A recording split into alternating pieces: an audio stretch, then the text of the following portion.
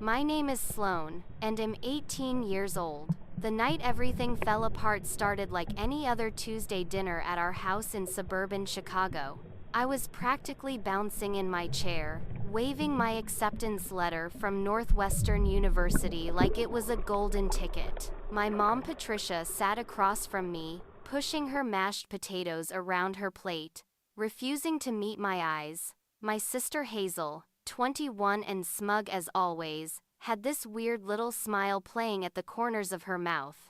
My dad Bernard cleared his throat 3 times but said nothing. That's when Mom finally looked up and said the words that shattered my world. "Shed used my college fund to pay for Hazel's wedding." The fork slipped from my hand, crashing against my plate and shattering it into pieces. The silence that followed felt like drowning. Then Mom leaned forward and whispered, "And that's not even the worst part, sweetheart." Before we dive into what happened next, let me know in the comments where you're watching from. If you've ever felt like the forgotten child in your family, hit that like button. Subscribe if you want to hear how this story ends, because trust me, you won't believe where this goes. Now, let me tell you exactly how my family tried to destroy my future. The room started spinning as Mom's words sank in. $73,000. Gone. Every single penny of the college fund my grandpa Earl had set up for me the day I was born, spent on Hazel's destination wedding in Napa Valley 6 months ago. I remembered that weekend, how they told me there wasn't enough room for me at the venue, how I'd spent that Saturday working my shift at the bookstore, while my sister said her vows surrounded by 200 guests and fountains of champagne. Patricia folded her hands on the table like she was about to lead a business meeting, her voice steady as she explained that Hazel's wedding was a once-in-a-lifetime event, that I was young and had plenty of time to figure out college funding, that student loans existed for a reason. My dad sat there like a statue, saying nothing, his silence somehow louder than my mother's words. Hazel had the audacity to reach across the table and pat my hand like I was a child having a tantrum. "You'll understand when you get married someday," she said, her new wedding ring catching the light. My wedding had to be perfect. It was the start of my entire life with Garrett. "You can take out loans, Sloan, everyone does it." I yanked my hand away and felt something inside me crack wide open. This wasn't new. This was just the biggest, most devastating example of a pattern that had played out my entire childhood. Hazel got a brand new Honda Civic the day she turned 16. I got a bus pass. Hazel spent a gap year backpacking through Europe on my parents' dime. I worked 3 jobs through high school to save money for college. Hazel's closet overflowed with designer clothes. I shopped at thrift stores and felt guilty asking for new shoes when mine wore through. I'd been so careful with money my whole life, never asking for anything extravagant, skipping school trips and prom because I didn't want to burden anyone. I'd worked as a barista at 5 in the morning before school, shelved books at the library on weekends, and tutored kids in math every Tuesday and Thursday night. I'd saved another $4,000 beyond the fund Grandpa had left me. I'd done everything right. And it meant nothing. Mom kept talking, her voice taking on that martyred tone she used when she wanted sympathy. "Hazel needed help with the down payment on her house too. Sweetheart, we're family. We help each other." The words hit me like a slap. They'd promised Hazel even more money while I was supposed to figure out how to cover 60% of Northwestern's tuition on my own. My scholarship only covered 40%. Without that fund, I owed $19,000 for just the first semester, due in 3 weeks. "You knew," I said, turning to my dad. "You signed off on this. You let them take my money and you never told me." Bernard finally looked at me, his eyes tired and guilty. "Your mother thought it was best," he said quietly, which wasn't an answer at all. It was a confession of cowardice. I stood up so fast my chair fell backward and crashed against the floor. 18 years of being second place, of being told I was loved while watching all the love get poured into Hazel's cup, of smiling and pretending it didn't hurt. All of it came roaring up my throat. "This is favoritism," I said, my voice shaking. "This has always been favoritism. You spent my future on her party." Mom's face went red, and she stood too, her hands trembling as she pointed at me. "How dare you?" she hissed. "How dare you be so selfish when your sister is happy? You're making this about you when Hazel just started her beautiful marriage. What kind of sister are you?" The absurdity of it, the complete reversal of reality, left me speechless. I grabbed my car keys and walked out, leaving my untouched dinner and my shattered dreams on that table. Behind me, I heard Hazel say, "She's always been dramatic." I sat in my car in the driveway for 20 minutes, shaking, trying to breathe, trying to understand how the people who were supposed to protect me had just stolen my future without a second thought. My phone buzzed, a text from Mom. "You owe your sister an apology." I turned off my phone and drove to my best friend Tessa's house, because I couldn't go back inside that house without screaming, and I was so tired of screaming into the void. I woke up the next morning on Tessa's couch to 17 missed calls and 43 text messages. My stomach dropped as I scrolled through them. Hazel had posted on Facebook at 11 the night before, a long, tearful essay about how her ungrateful younger sister had attacked her at a family dinner, how I was jealous of her happiness, how I'd always been resentful and bitter. The post had 237 likes. The comments were brutal. Aunt Ramona wrote, "Some people can't stand to see others succeed." Cousin Bianca added, "Always knew that girl had issues." People I'd known my whole life were calling me selfish, spoiled, entitled, all because Hazel had gotten to the narrative first and twisted it into something unrecognizable. My phone rang. "Mom," I answered and immediately regretted it. "Everyone is very upset with you," Patricia said, her voice icy. "Your aunt called me crying this morning. Your cousin thinks you've had some kind of breakdown. I've spent the entire morning doing damage control for your tantrum." I tried to speak, but she talked over me. "We're having your graduation party tomorrow as planned, and you will be civil. You will apologize to your sister.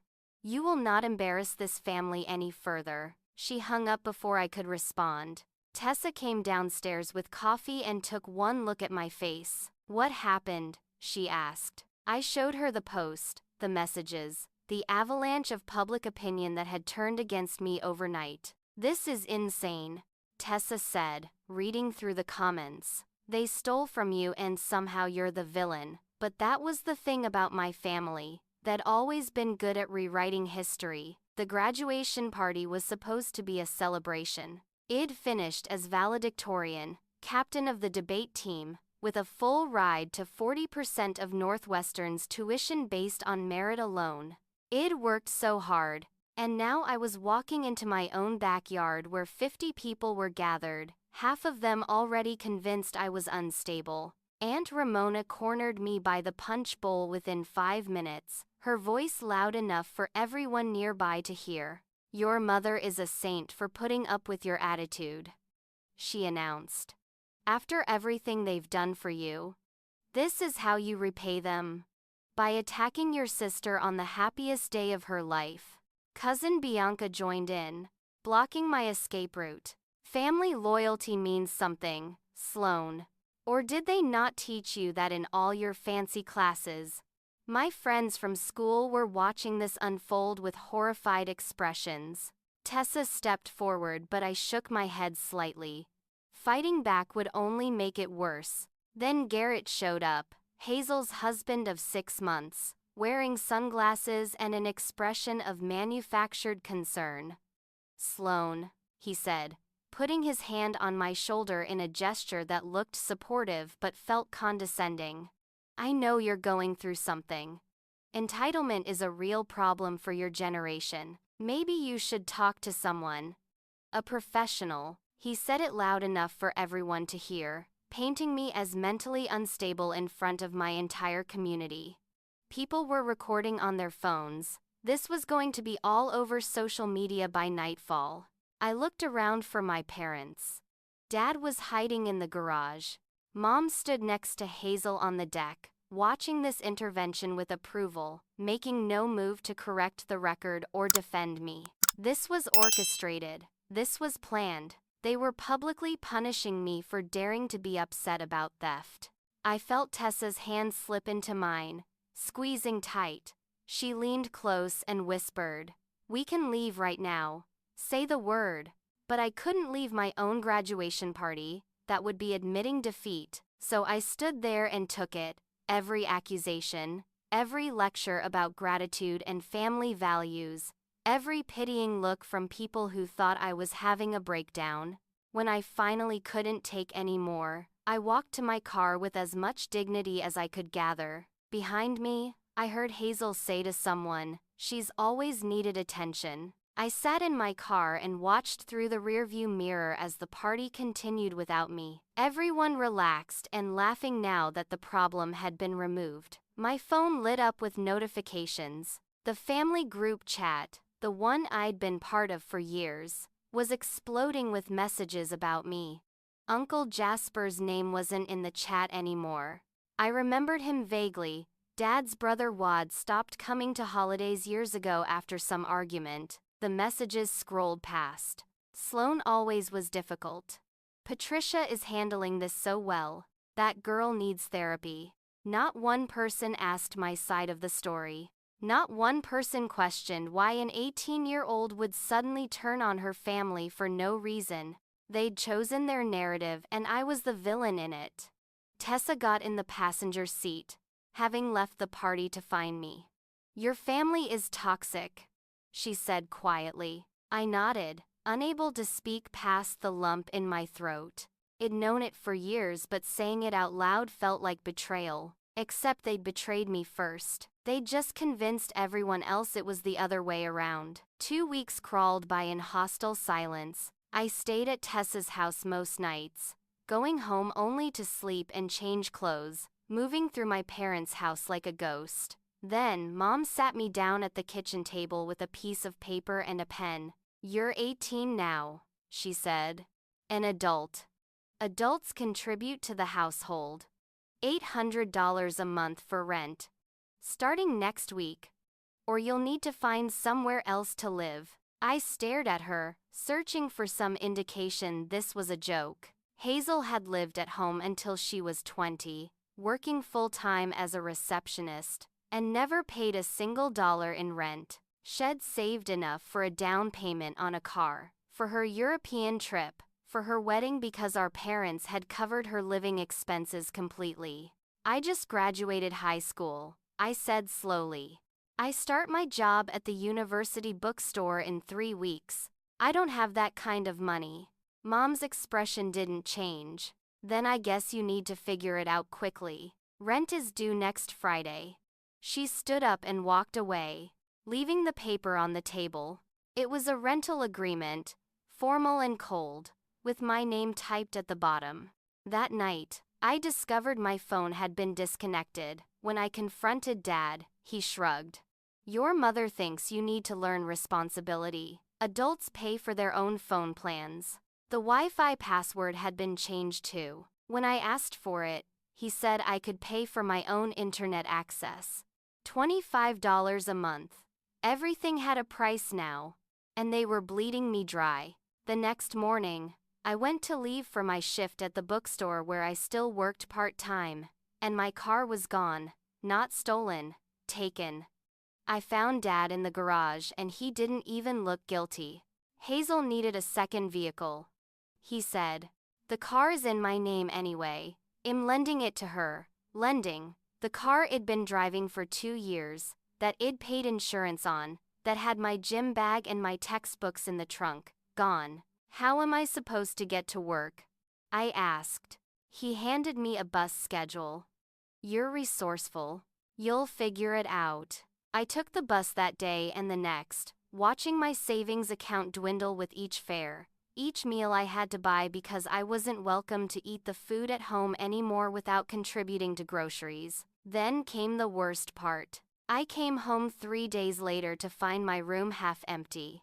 The boxes of debate team trophies I'd stored under my bed were gone. My yearbooks from middle school and high school disappeared. The photo albums my grandma had made me, the ones with pictures of me and Grandpa Earl, vanished. I ran downstairs and found Mom folding laundry in the den. "Where are my things?" I demanded. She looked up with that innocent expression she used when she was lying. "Oh, I did some spring cleaning, donated a bunch of old things to Goodwill. You're going to college soon, you don't need all that clutter. My awards from academic competitions, my childhood photos, my memories, all thrown away like trash. Those weren't yours to donate," I said, my voice breaking. Patricia sighed like I was being difficult about something trivial. "You're an adult now, Sloan. Adults don't need participation trophies and baby pictures. I was doing you a favor, helping you move forward." Hazel walked in then, carrying shopping bags from expensive stores, and I knew exactly where the favoritism stood. Hazel could store her wedding dress in the guest room closet, could leave boxes of her old things in the attic, could come and go as she pleased. But my history, my proof that it existed and mattered in this family, that was clutter to be removed. I went upstairs and locked my door and cried for the first time since the dinner, not because of the things themselves, but because of what their removal meant. They were erasing me.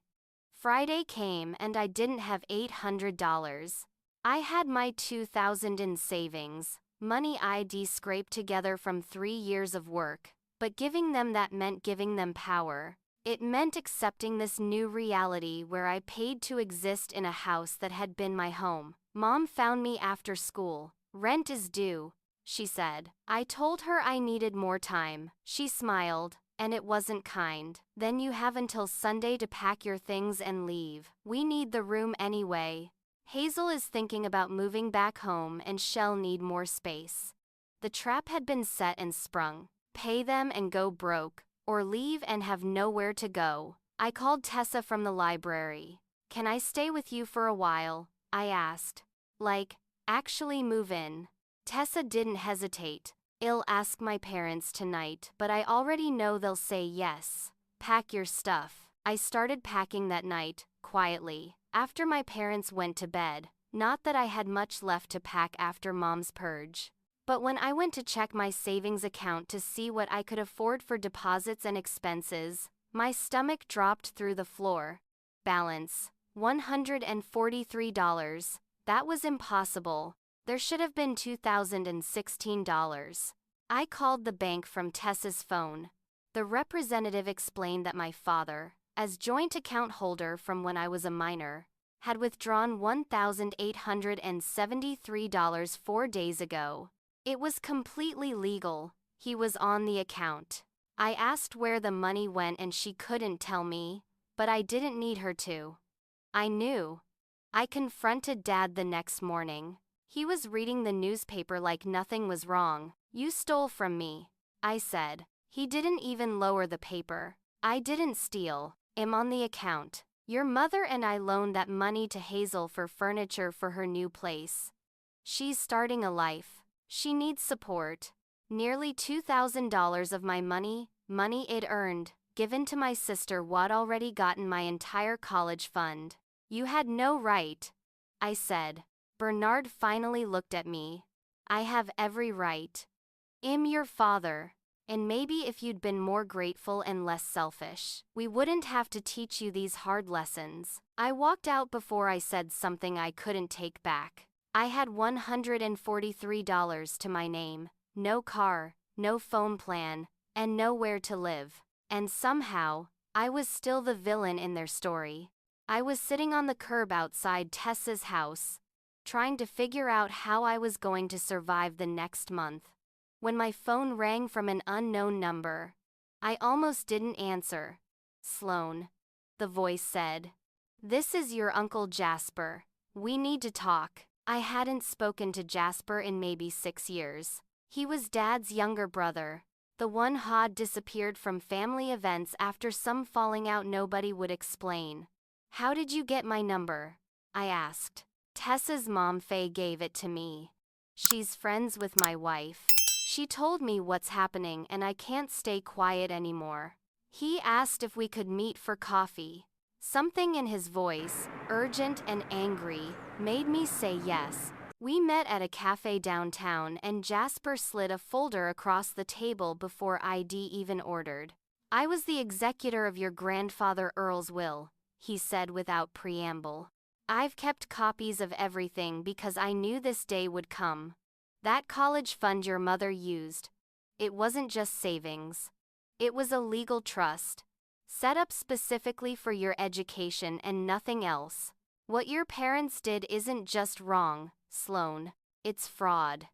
I opened the folder with shaking hands. Inside were documents, official and notarized, establishing a trust fund of $91,000 for Sloan Patricia Morrison, to be used exclusively for educational expenses upon reaching age 18. My mother's signature was on withdrawal forms dated 7 months ago, along with a signature that was supposed to be mine. Except it never signed anything. "She forged my signature," I whispered. Jasper nodded grimly. "And the amount they told you was wrong. The fund was $91,000, not $73. They'd already been dipping into it before Hazel's wedding. I've tracked it. $11,000 went to paying off Hazel's credit card debt 2 years ago, $4,000 to your mother's cosmetic procedures last year, $3,000 to a family vacation to Florida that I'm guessing you weren't invited to." He was right. It worked through spring break while they'd gone to Miami. They'd told me there wasn't room in the hotel. The remaining $73,000 had gone to Hazel's wedding and honeymoon. "Why didn't you say something sooner?" I asked. Jasper looked pained. "I tried. 6 years ago, I confronted your father about the favoritism. About how they were treating you versus Hazel. Patricia told me I was interfering in their parenting and banned me from the house. Your dad chose her side and we haven't spoken since. I kept tabs from a distance through mutual friends, waiting, hoping they'd do better. When Faye told me they drained your fund, I knew I had to step in. I should have done it sooner. I'm sorry." He pushed another paper toward me. "This is the contact information for my friend Mateo. He's a lawyer who specializes in trust violations and family law. What your parents did is prosecutable. You can sue them for the full amount plus damages. They violated a legal trust, Sloan. Your grandfather made that fund untouchable for anyone but you, and they touched it anyway." I sat there trying to process it all. $91,000 stolen, forged signatures, years of lies. But Jasper wasn't done. "There's more you need to know. I've been doing some digging. Your father lied about the amount from the start because they'd already spent $18,000 before the wedding. Your mother knew exactly what she was doing. She's been planning to give everything to Hazel for years. I've seen the emails. She and her friend Lenore have been strategizing how to justify it." He showed me printed emails he'd gotten from an anonymous source. Messages between Patricia and someone named Lenore discussing how to frame the fund's use. How to make me seem ungrateful if I complained. How to paint Hazel as deserving and me as selfish. It was premeditated, calculated, cold. "Who's Lenore?" I asked. "Your mom's friend from her book club. Her daughter applied to Northwestern and got rejected. She's been feeding Patricia tactics for months." The pieces clicked together. This wasn't just favoritism. This was sabotage. This was a coordinated effort to take everything from me and make me thank them for it. My phone buzzed. "Mom, I heard you've been talking to Jasper. He's not welcome in this family for a reason, Sloan. If you bring him or any of his lies into our business, you'll regret it." I showed Jasper the text. He shook his head. "She's scared. She knows I have the documentation. Your dad's probably panicking right now." Sure enough, Another text came through, this time from Dad. If you try to cause problems with false accusations, we'll have to take legal action to protect ourselves. Think very carefully about your next steps. They're threatening me, I said. Jasper's jaw clenched. They're bluffing. But you need to decide, Sloane. Going after them legally will destroy whatever's left of your relationship with your parents. There's no going back from this. I can help you, and Mateo will probably take the case pro bono because it's so clear-cut, but you need to be sure. I thought about it for maybe 10 seconds. They destroyed the relationship when they stole from me, I said. I want to fight. Jasper smiled for the first time, sad but proud. Your grandpa would be proud of you. He always said you had steel in your spine. That night, Hazel posted on social media again. When toxic people can't control you anymore, they try to control how others see you. Stay strong. Everyone thought she was talking about someone in her life. They had no idea she was talking about me, trying to preemptively frame my fight for justice as manipulation. 1 week before I was supposed to move into my Northwestern dorm, my phone rang with a number I didn't recognize. Is this Sloane Morrison? A professional voice asked. This is June Ashford from the Northwestern Financial Aid Office. We need to discuss your merit scholarship. My heart stopped.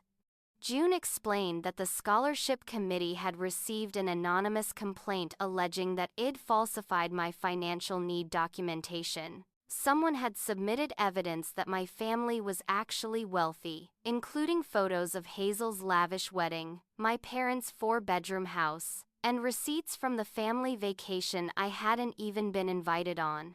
We take fraud very seriously, June said carefully. Until we complete our investigation, your scholarship is frozen. I'm sorry, but this is standard protocol. I tried to explain that I hadn't been dishonest, that I didn't benefit from any of that wealth, but June had to follow procedure. The investigation would take 4 to 6 weeks. School started in 3 weeks. The first semester payment of $19,000 was due in 2 weeks. Without the scholarship, I couldn't afford to go. I couldn't breathe. Tessa found me hyperventilating in her basement and talked me down, then helped me think logically. Who would do this? She asked. We pulled up the email June had forwarded me, the anonymous complaint. It was written in a formal style, but certain phrases stood out. Manipulative behavior, sense of entitlement, playing the victim. I pulled up Hazel's Facebook posts from the past month. The language matched exactly. Tessa pulled out the family iPad that I'd had in my bag from before all this started, the one we'd shared for years. She checked the browser history. 3 days ago, someone had Googled how to report scholarship fraud anonymously. The searches continued. Northwestern Financial Aid Office contact. Submitting evidence of false financial claims. It was Hazel. She'd actively tried to destroy my chance at college because I'd dared to speak up about what they'd done. But it got worse. The next day, my old guidance counselor Mrs. Collett called. Sloane, honey, I don't know what's going on, but I received a very disturbing email this morning. Someone had anonymously reported to Northwestern that I'd plagiarized my college admissions essay. The same email account, the same writing style, the same vendetta. Mrs. Collett was furious on my behalf. I watched you write that essay in my office over 3 weeks. I know every word is yours, but am required to report this to the university. I'm so sorry. 2 investigations, both anonymous, both threatening my admission, both from my own sister. I drove to my parents' house with the evidence printed out, ready to confront them, to make them stop this. I rang the doorbell and Mom looked through the window, saw me, and didn't open the door. Go away, Sloane, she yelled through the glass. You're not welcome here anymore. I held up the papers. Hazel is sabotaging my scholarship. She's filing false reports. Make her stop. Hazel appeared in the window next to Mom. and she was smiling. Actually smiling. Garrett came outside instead, closing the door behind him. "Your jealousy is pathological," he said, loud enough for the neighbors who were watching to hear. "You need professional help, Sloane. This obsession with tearing down your sister because she's happy?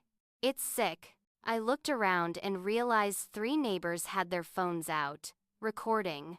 This was a performance for an audience. "She's destroying my scholarship," I said, trying to keep my voice steady. "She's filing false complaints to the university." Garrett shook his head like I was delusional. "Hazel is home planning her future. She doesn't think about you at all. Maybe that's the problem. You can't stand not being the center of attention." He went back inside and I heard the lock click. From the window, I heard Mom's voice, shrill and final. "I have no daughter anymore. Do you hear me? You are not my child." The neighbors were definitely getting this on video. Tessa pulled me back to her car before I could respond. We drove away and I watched my childhood home disappear in the side mirror. That night, Hazel posted another cryptic message. "Actions have consequences," followed by a shrugging emoji. The comments filled with support for her. People telling her to stay strong. That toxic people always reveal themselves. Shed weaponized social media and family connections to isolate me completely while destroying my future piece by piece. I had 2 investigations pending, a frozen scholarship, no money, and 2 weeks until a deadline I couldn't meet. For the first time, I genuinely considered giving up on college entirely. I thought it couldn't get worse. I was wrong. My manager Wendell at the bookstore called me in 3 days later. He looked uncomfortable as he gestured for me to sit in his office. "Someone filed a complaint with corporate about you," he said gently. "They're claiming you've been stealing merchandise. I don't believe it for a second, Sloane, but I have to suspend you pending investigation. It's policy." He showed me the anonymous email, complete with photos that had been doctored to make my bag look suspiciously full when I left shifts. The same email account, the same vendetta, but this time it felt different, more sophisticated. Wendell promised to review security footage, but when he checked, the system had malfunctioned for the past week. No footage existed. "That's convenient," I said bitterly. Wendell looked troubled. "Too convenient. Someone who knows our system did this." Later, I found out that Garrett worked for the same parent company that owned the bookstore chain. He had access to corporate contacts and, apparently, the ability to have security footage deleted. My income, already barely enough, was gone. I couldn't pay Tessa's parents the small amount I'd insisted on contributing for food. I couldn't buy the textbooks I'd need. I couldn't do anything. Then the social media account appeared.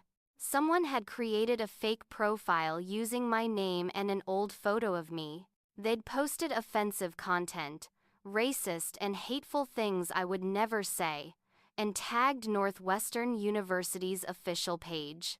Within hours, the university received multiple complaints about their incoming students' inappropriate online behavior. I had to spend an entire day proving the account was fake, sending screenshots and metadata to Northwestern's Student Conduct Office, watching as this impersonation spread across the internet faster than I could contain it. By the time the account was taken down, the screenshots were everywhere. My name was attached to words I'd never spoken, beliefs I'd never held. Tessa helped me trace the account. It had been created from Lenore's home IP address. Mom's friend, the one with the rejected daughter, was helping orchestrate my destruction, and my family was letting it happen, encouraging it even. Cousin Bianca called me that week. I almost didn't answer, but something made me pick up. "I need to tell you something," she said quietly. "Your mom offered to pay for my college tuition if I testified that you've always been a liar. She wants me to say, you stole from me when we were kids." "Did you take the offer?" I asked. Bianca hesitated. "No, but others might." Aunt Ramona already told your mom she remembers you stealing money from her purse years ago. It never happened, Sloan. I was there. But your mom is building a case against you, getting people to lie. The scope of it hit me then. This wasn't just favoritism anymore. This was systematic character assassination. My own mother was bribing family members to create false histories, to paint me as someone I'd never been, all to justify what they'd done and to destroy any credibility I might have. And it was working. Then Dad filed a police report claiming I'd threatened them. He said I'd shown up at the house making violent statements, that they feared for their safety. It wasn't true. There was no evidence because it hadn't happened. But it didn't matter. The report existed now, creating an official record that made me look unstable. When I checked my bank account that night, I had $47. No job, no income. 2 university investigations, a criminal complaint on my record even though no charges were filed, my scholarship frozen, extended family united against me, some knowingly lying, others just believing the narrative they'd been fed. Hazel's wedding fund had cost me everything. My former debate teammate Camden, someone I'd mentored and helped prepare for competitions, posted a public statement on Instagram supporting Hazel. I've known this family for years, he wrote. Sloan always seemed dishonest to me. I'm glad Hazel is finally getting the recognition she deserves. I found out later that Camden needed a recommendation letter from Patricia for a prestigious internship. Had sold me out for a reference. Tessa found me writing a letter that night. What's that? She asked. I folded it quickly. Nothing. But she grabbed it and read it anyway. It was a withdrawal letter to Northwestern. I was giving up. I couldn't fight anymore. The deadline was in 4 days and I had no money, no cleared investigations, no job, no support. They'd won. Tessa ripped up the letter. No, she said firmly. Absolutely not. They don't get to destroy you. I started crying. Really crying. For the first time in weeks. I can't do this anymore. I sobbed. I have nothing left. They took everything. Tessa hugged me while I fell apart, and when I was done, she said, then we build something new. But we're not giving them the satisfaction of watching you quit. Not after all of this. Tessa called an emergency meeting that night. Uncle Jasper showed up with his lawyer friend Mateo. Mrs. Colette came straight from school. Tessa's parents Faye and Leonard cleared their dining room table and we spread out every piece of evidence we had. All right, Mateo said, rolling up his sleeves. Let's build a case. He went through Jasper's trust documents first, confirming that the fraud was clear and prosecutable. The forged signature alone was a felony. The violation of a legal trust meant my parents could face serious consequences. We can sue for the full amount plus damages for emotional distress and financial hardship. We can also report the forgery to the district attorney. That's criminal. Mrs.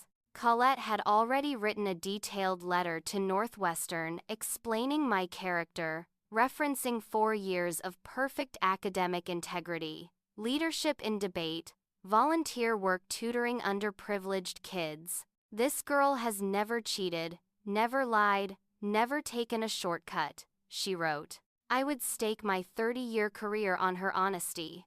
Shed sent copies to both investigation committees with her personal phone number, inviting them to call her with any questions. Wendell had done something incredible too. Had kept a personal backup of the security footage on his own device. I always do, he explained. Corporate systems fail too often. The footage clearly showed me leaving work with my small purse. Nothing else. On every single shift in question. The photos in the complaint had been manipulated. Tessa had compiled a complete timeline of Hazel's social media harassment with screenshots of every post, every comment, every instance of public manipulation. The next morning, Northwestern's financial aid office called. June sounded relieved. We've completed our investigation and found no evidence of fraud on your part. In fact, the complaint appears to have been malicious. Your scholarship is reinstated, and we're adding an emergency grant of $5,000 given your demonstrated financial hardship. I'm very sorry you had to go through this, Sloan. I almost dropped the phone. The essay plagiarism investigation was closed an hour later. Mrs. Collett's letter had been so comprehensive, so definitive, that the committee had no choice but to dismiss the claim. One investigation cleared, then two, the scholarship restored, $5,000 in emergency funding. I could actually go to college. The anonymous email account was traced back to Lenore's IP address. Northwestern's legal team sent her a formal notice threatening action for filing false reports. Her employer, a small private college where she worked in administration, opened an ethics investigation. Academic institutions didn't take kindly to employees using their knowledge to sabotage students at other schools. Wendell didn't just reinstate me. He promoted me to shift supervisor and gave me a $1.50 raise. You've earned it, he said. And I'm sorry you had to deal with that. We're implementing new security protocols because of this. Mrs. Collette connected me with a scholarship foundation she volunteered with. One specifically for students overcoming family hardship. I applied and 2 weeks later, received notice of a $3,000 Perseverance scholarship. Tessa's parents sat me down that evening. We want you to stay here through college, Faye said. Rent-free, your family now. I tried to argue but Leonard held up his hand. Our daughter has a sister now. That's worth more than rent money. Focus on school. I had housing. I had funding. I had a job with better pay and flexible hours for my class schedule. The people who actually cared about me were building a foundation under my feet while my blood family tried to knock me down. Mateo sent a formal legal notice to Patricia and Bernard. It outlined the trust violation, the forged signature, the $18,000 spent before the wedding, and demanded full restitution of $91,000 plus interest and damages. They had 10 days to respond or a lawsuit would be filed in civil court. Dad called within 2 hours. His voice was shaking. Sloan, please, we can work this out. We don't need to involve lawyers. Can we just talk? I put him on speaker so Mateo could hear. You stole from me, forged my signature, and let Hazel try to destroy my future. What's there to talk about? Bernard tried the guilt angle. We're family. You're really going to sue your own parents. Mateo spoke up. Mr. Morrison, this is Mateo Ruiz, Sloan's attorney. Yes, she's going to sue. And based on the evidence we have, you're going to lose. I'd suggest you consult your own lawyer. Dad hung up. Mom called next, her voice venomous. You want to destroy this family? Fine, try it. Well, countersue. Well, tell everyone what a vindictive, lying child you are. You'll have nothing when we're done. Mateo smiled. Please do countersue, Mrs. Morrison. Discovery will be very interesting. She hung up too. The narrative was shifting. Some of my teachers from high school started posting their own statements online, supporting me, clarifying that I'd always been honest and hardworking. Neighbors who'd witnessed the graduation party incident came forward. One had filmed Mom's meltdown on the deck, her screaming about me being selfish. He offered the video as evidence.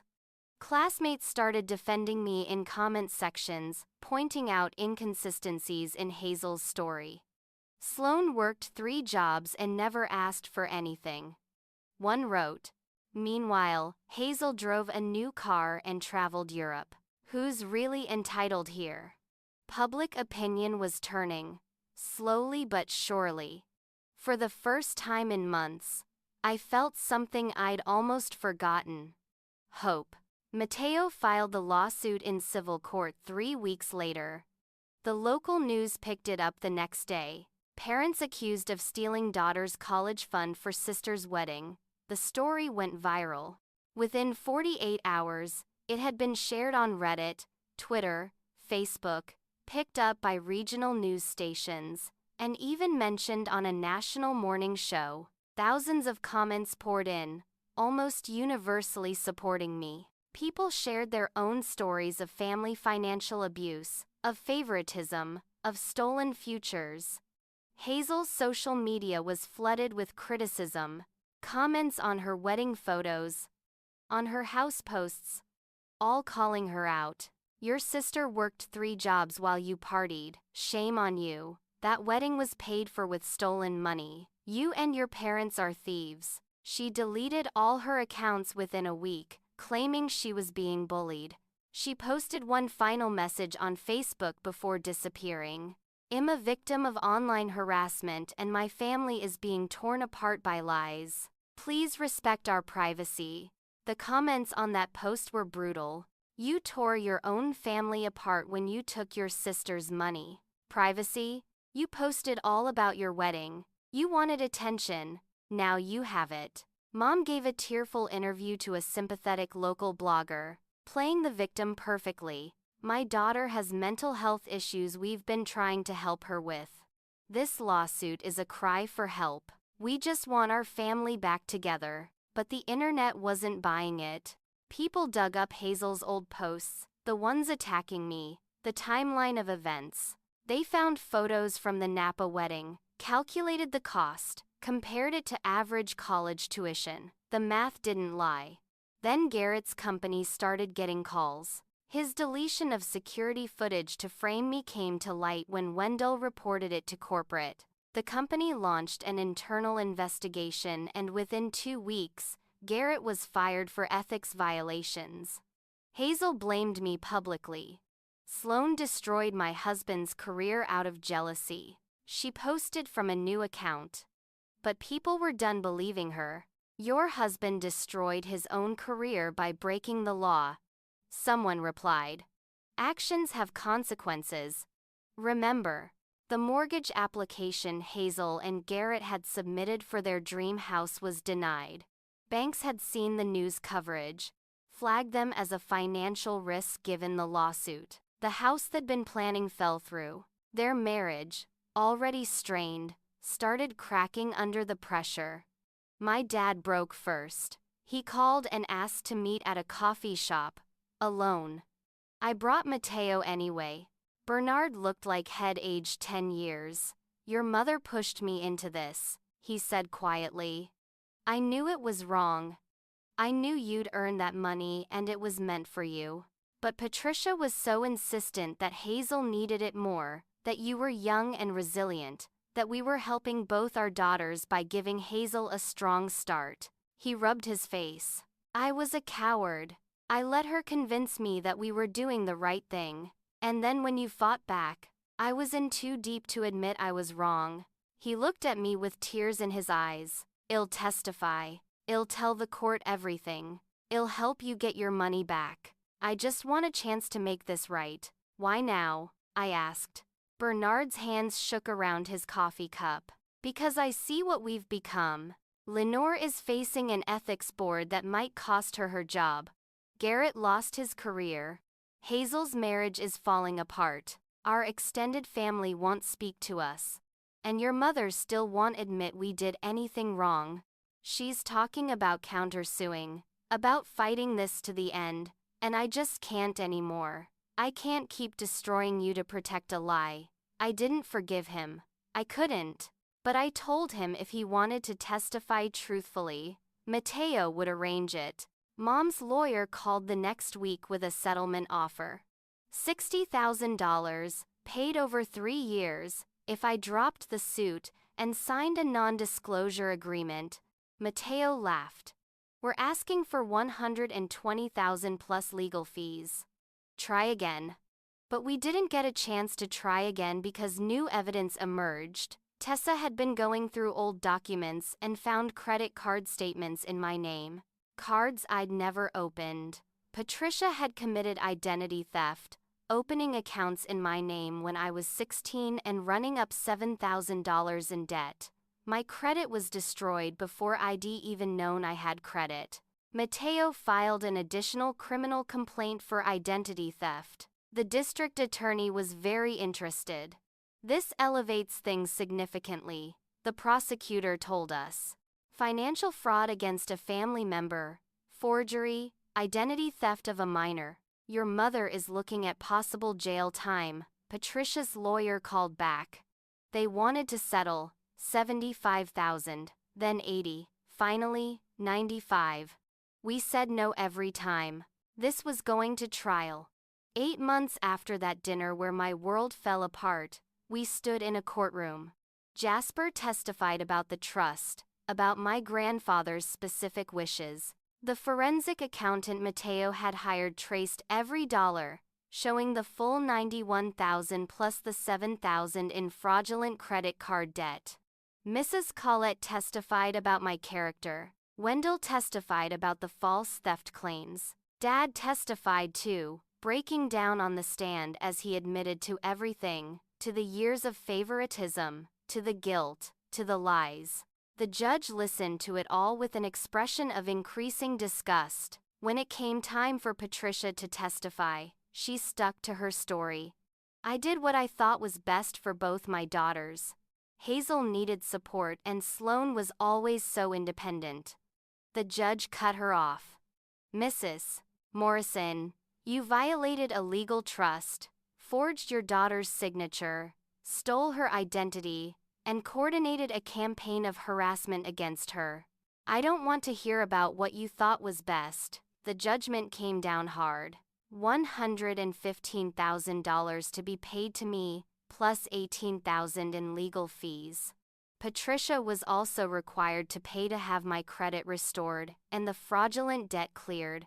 The criminal case for identity theft proceeded separately. She pleaded guilty to avoid trial and received 6 months in jail with 2 years probation.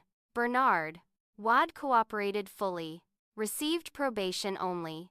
The money started coming in installments. My parents had to sell things, had to downsize, had to actually face consequences for once. And Hazel? Her marriage to Garrett ended in divorce 8 months after their expensive wedding. All that money, all that pain, for a marriage that didn't even last a year. 6 months after the judgment, I sat in a lecture hall at Northwestern taking notes on social policy. It made the dean's list my first semester. It joined 3 clubs, made actual friends who liked me for who I was, and started dating someone kind and genuine named Silas who thought my ambition was attractive rather than threatening. My phone buzzed with an email from the bursar's office. Another installment had been received. The court-ordered payments were coming regularly now. Every dollar went into an account, earmarked for tuition, books, and living expenses. I'd graduate debt-free. I'd even been accepted into a study abroad program in Ireland for my junior year. The future I'd almost lost was unfolding exactly as I dreamed it would. My relationship with Dad existed in a strange limbo. He sent emails once a month, updates about his life, apologies that felt genuine but couldn't erase the past. I responded occasionally, keeping things civil but distant. We met for coffee twice during my freshman year. The conversations were awkward and sad, full of what-ifs and if-onlys. He was trying, genuinely trying, to rebuild something, but trust, once shattered so completely, doesn't just glue back together. Maybe someday we'd have a real relationship again. Maybe not. It made peace with both possibilities. Mom never apologized. Not once. Even after the conviction, after the jail time, after everything, Patricia maintained she'd been trying to help both her daughters and I'd twisted it into something ugly. We had zero contact. She was blocked on every platform. I'd heard through Jasper that she told people I'd had a breakdown and made up lies because I was jealous of Hazel. Some people still believed her. Hazel tried to reconnect after her divorce was finalized. She sent a long text message about how we were sisters and should rebuild our bond, how family was important, how too much time had passed in anger. She never once apologized for her part in trying to destroy my future. She never acknowledged the harassment, the false reports, the cruelty. Her message was all about what I could do for her now that she was alone and struggling. I read it twice and then deleted it. You made your choice. I wrote back. You chose to help them steal from me and then tried to destroy what was left. We're not sisters anymore. Please don't contact me again. She tried a few more times. Then she stopped. Some relationships can't be salvaged. Some betrayals are too deep. The family I'd been born into was gone. But the family I'd chosen was thriving. Tessa was my sister in every way that mattered. We had weekly movie nights and inside jokes and the kind of trust that came from her standing by me when the world turned against me. Uncle Jasper became a mentor and father figure, filling the gap Bernard had left. We met for coffee every Thursday, talking about everything from school to philosophy to memories of Grandpa Earl. He told me stories about my grandfather I'd never heard, about how Earl had been a fighter too, had overcome his own family's dysfunction to build something better. You're like him, Jasper said. Same steel spine. Same refusal to accept injustice. Tessa's parents, Faye and Leonard, had become surrogate parents. I spent holidays with them, helped Leonard fix things around the house, learned Faye's secret lasagna recipe. They came to my awards ceremonies and celebrated my successes like they were their own. I'd declared a major in social work with a minor in legal studies. I wanted to help young people who were trapped in toxic family situations, who needed someone to believe them and fight for them. I volunteered at a youth legal aid clinic, using my story to help others recognize financial abuse and family manipulation. Turns out, my experience was horrifyingly common. Lots of kids had college funds raided, identities stolen, futures sabotaged by the people who were supposed to protect them. I could spot the signs now, could help them find resources, could tell them with absolute certainty that it wasn't their fault. The pain I'd survived was becoming purpose. The trauma was transforming into advocacy. I'd never be grateful for what happened, but I could make meaning from it. My phone buzzed. A notification about Mom's sentencing hearing for the identity theft charge. I deleted it without reading. That chapter was closed. I'd gotten my money back, my future restored, my justice served. What Patricia did with her consequences was no longer my concern. Silas appeared with coffee and a smile. "You okay?" he asked, noticing my expression. I smiled back, real and genuine. "Yeah, actually I am. And I meant it. I'd spent so many years waiting for my family to see me, to value me, to love me the way they loved Hazel. I'd thought something was wrong with me, that I needed to try harder, be better, earn the affection that came so easily to my sister. But the truth was simpler and sadder. Some people are incapable of seeing past their own biases. Some parents play favorites and no amount of achievement or goodness from the unfavored child will change that. The lesson I'd learned wasn't about forgiveness or reconciliation. It was about boundaries and self-worth. You don't owe loyalty to people who betrayed you, even if they're blood. You don't owe endless chances to people who never admitted they were wrong. You don't owe your future to people who tried to steal it. Family is supposed to be a sanctuary, but when it becomes a battleground, you're allowed to leave. You're allowed to build something new with people who actually see you and value you. You're allowed to thrive without the people who tried to hold you back. That's not giving up. That's survival. That's strength. That's choosing yourself when no one else will. I walked across campus as autumn leaves fell around me, the September air crisp and full of possibility. My phone rang. Aunt Ramona. It unblocked her a month ago after Shed sent a long, genuine apology admitting Shed been wrong to believe Patricia's lies without hearing my side. We were cautiously rebuilding, taking it slow, letting trust develop naturally. I answered. "Hey, Aunt Ramona." "Hi," Sweetie, want to get coffee this weekend? I'd love to hear about your classes. Yeah, I said. I'd like that.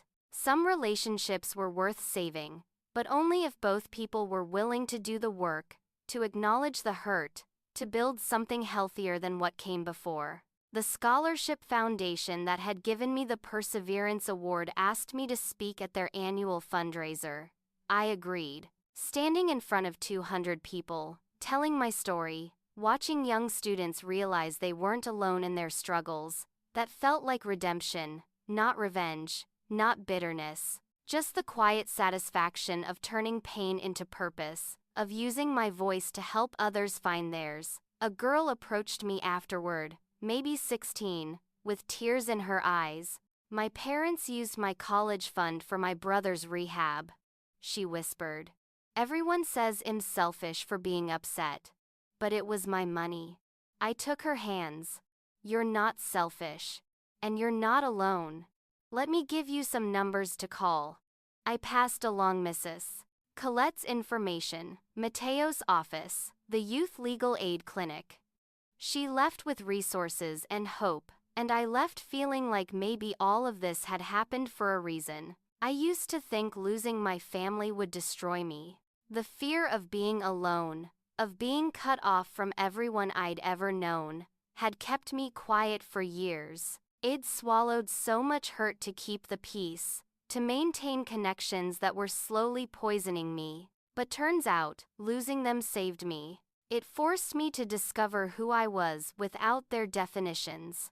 It pushed me to build a life based on my values instead of their expectations. It taught me that chosen family can love you better, deeper, more authentically than people who share your DNA but not your heart. The blood of the covenant is thicker than the water of the womb. I understood that now. Tessa, Jasper, Faye, Leonard, Mrs. Colette, Mateo, even Silas, they'd bled for me in the ways that mattered. They'd stood in the gap when my own parents pushed me into it. 3 years of college stretched ahead of me, then graduate school, then a career helping others navigate the same darkness I'd survived. The money that was supposed to launch me into adulthood had been stolen, but I'd fought for it and won. The family that was supposed to support me had betrayed me, but I'd found better. The future that was almost destroyed was now mine to build exactly as I wanted it. Sometimes the worst thing that happens to you cracks you open and lets the light in. Sometimes rock bottom is the foundation you build your empire on. Sometimes losing everything means you're finally free to choose what you actually want to keep. I was free. I was safe. I was surrounded by people who actually loved me. And I was going to be just fine. So let me ask you, have you ever had to choose between family loyalty and self-preservation? Have you ever had to walk away from people who were supposed to love you? Drop your story in the comments. I read every one and I promise you're not alone in this. If this story resonated with you, hit that like button. Subscribe if you want to hear more stories about people who survived family trauma and came out stronger. Share this with someone who needs to hear that it's okay to protect yourself, even from family. Thank you so much for listening to my story. I hope it helps someone out there realize their worth isn't determined by people who couldn't see it. You deserve better. You deserve people who fight for you, not against you. And sometimes that means building a new family from scratch. That's not failure. That's courage. Take care of yourselves. Set those boundaries, and remember that you're worth fighting for. Until next time.